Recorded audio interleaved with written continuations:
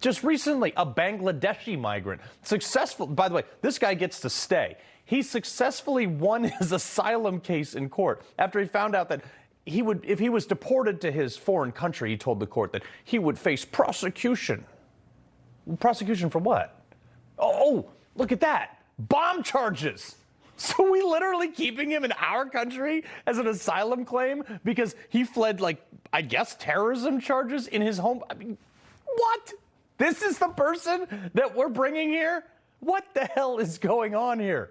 Like, whatever they are smoking over there on the left has got to be illegal. I tell you what's going on. These people are being incentivized to come here. Remember this when Biden was president? I mean, we all remember when he was president, but he probably doesn't remember when he was president. But remember they said the states couldn't stop immigration because it was a federal issue.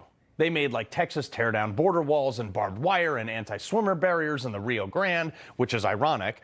Now that Trump is in charge and they don't like him deporting all these people, they're, future voters. So they say it's a states issue. States should be able to control it.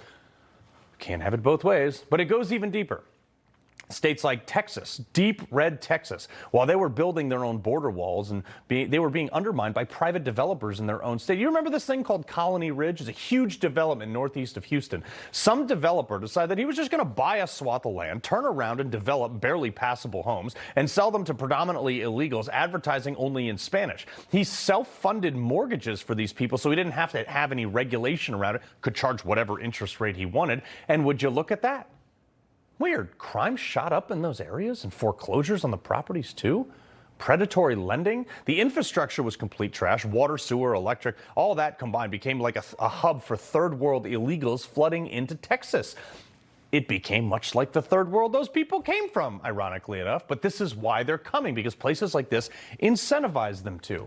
And the developers, weird, settled a lawsuit yesterday for almost $70 million to bring the entire area up to code and put in a police station. I mean, God forbid you have those. They didn't have one. This is what we're up against with the illegal immigration fight. You got perverts, freaks, and weirdos throwing sex toys at cop cars' windshields, giving each other STDs to stop ICE agents from deporting criminals. They found one white guy in a detention center to cry on the radio about how terrible it is to hear after overstaying his visa for 16 years, then refused to be deported back to Ireland to make people think that illegals are the victims. Governors working with federal government to or not working with the federal government, and judges are stopping every turn, erroneously telling DHS. Some guys are saying he's got to bring them back from El Salvador, and private developers offering them homes with no check loans. I mean, we're more divided now than before the Civil War on this. Blue states supporting illegals, red states upholding the laws. He loves the Constitution. He fights for what's right. He hates the bad guys. He's a freedom warrior. He's your freedom warrior. Watch Carl Higbie every weekday on Newsmax.